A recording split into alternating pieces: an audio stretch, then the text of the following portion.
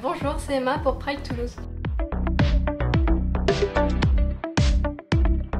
Tout simplement parce que j'aime beaucoup le bénévolat, tout ce qui est humanitaire et comme je suis moi-même homosexuelle, je pense que c'était assez évident en fait d'aller voir Pride Toulouse du coup pour devenir moi-même bénévole. C'est par une amie qui m'a dit « Ah mais tu savais pas qu'il y a Pride Toulouse justement à Toulouse ?» et après je me suis dit « Ah non » et du coup j'y suis allée. Donc je suis bénévole et récemment j'ai été du coup chef de projet pour l'organisation du festival de la BD et de la littérature LGBTQIA+.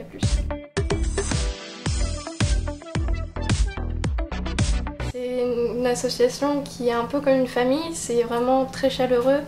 On est plutôt bien accueillis, on est plutôt bien orientés, on est aussi bien coachés dans nos projets, on peut proposer plein de choses. Bon, bien sûr, le Covid a énormément freiné tout ce qui était rassemblement, mais maintenant que ça commence à être beaucoup plus laxiste en fait, au niveau des réglementations, on peut mettre plein de choses en place, on est vraiment aidés.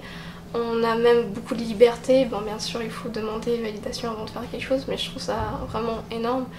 Et c'est vraiment cet instinct un peu de famille et aussi de liberté que j'invite vraiment les bénévoles à venir, quoi. Du coup, mes démarches, j'ai d'abord vu un post sur Instagram demandant la recherche de bénévoles. Du coup, j'ai envoyé un mail pour participer à cette réunion qui se déroulait en visio. Ensuite, on s'est vu une première fois lors d'une balade, mais il n'y avait pas toute l'équipe. Pour faire un premier contact, une connaissance, et après en fin de compte j'ai aussi adhéré à l'association.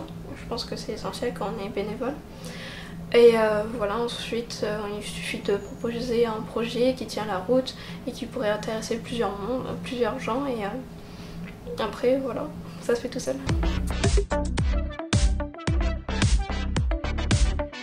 Je pense que ma fierté, j'en ai pas qu'une.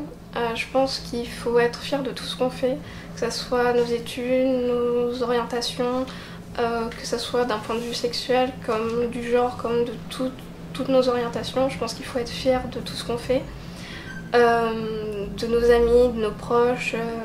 Franchement, je pense que les petites victoires d'aujourd'hui font les grandes victoires de demain.